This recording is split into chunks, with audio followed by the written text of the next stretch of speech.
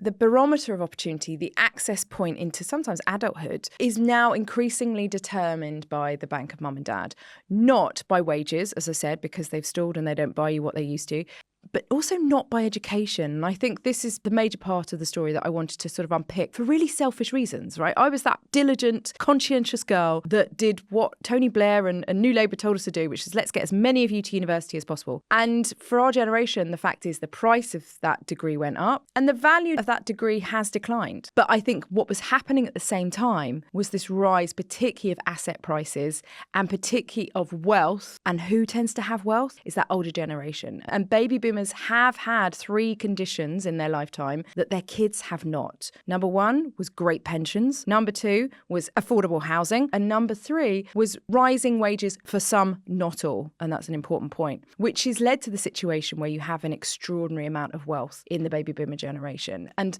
for a long time, we talked about, the economics, politics being governed by the older cohort to the detriment of the young. Actually, the true story in the sort of 2010s and 2020s was actually that the parents were being really generous. They weren't hoarding that money themselves. They were trickling it down to their kids. And actually, the real story is not between old versus young. It's the millennials that are doing well, who have the bank of mum and dad, and the millennials who are not doing so well, who don't.